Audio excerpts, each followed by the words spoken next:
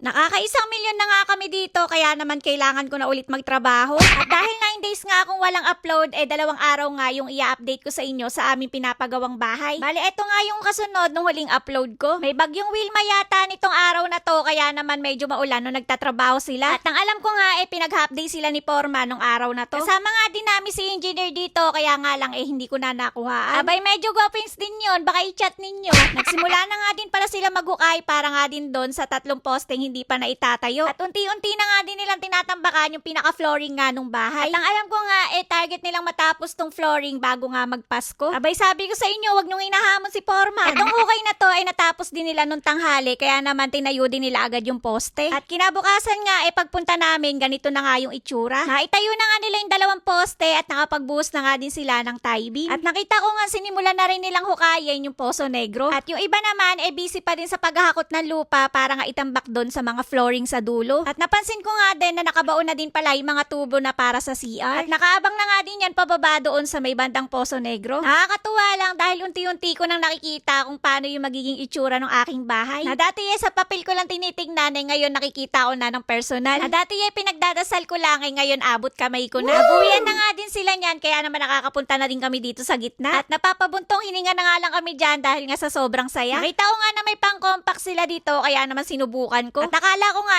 tatalbog sa akin, kaya naman nagulat ako. Abay, muntik pa mapitpit yung paa ko. Bago nga kami umuwi, humabol pa nga ng deliver itong sila kuya. At kailangan nga din kasi nila Porma ng buhangin at graba para nga tuloy-tuloy yung gawa nila. Mahirap nga din kasing kinukulang na materyales dahil nga nahihinto yung mga gawa nila. At nag-i-stock talaga kami ng materials para nga kung sakaling kailangan na nila, nandyan na nga. Ganito na nga ho yung itsura ng ating pinapagawang bahay kapag ka nga naka-aerial shot. At yung tinatayuan ko nga, yan nga yung sala namin. At yung may hukay naman, dyan naman yung parking namin. At nagulat nga din ako dyan dahil mas malaki pa nga yung parking kaysa nga sa sala ko. Abay, matindi, nagulangan na naman ako. Bali, tinanong ko nga pala kay engineer yung pinaka-floor area niya. At yung floor area nga daw sa baba ay 65 square meters. Yung sa second floor naman ay 85 square meter. Bali, 150 yung total floor area niyan. At iba nga din daw yung sukat ng total developed area. Dahil nga meron din akong dirty kitchen sa likod at lanay. At kasama nga din sa developed area yung parking lot. Kaya naman matindi-tinding dasal yung kailangan nga natin dito. Dahil nga ganito palang itsura, nakaka-1 milyon na nga kami. Literal talaga na pag nagpapagawa ka ng bahay, pati bahayan nga ng bulsa. Kaya naman kada pupunta kami dito, napapasabi na lang kami na sana nga umabot yung budget namin. Tiwala lang. Diyan nga sa baba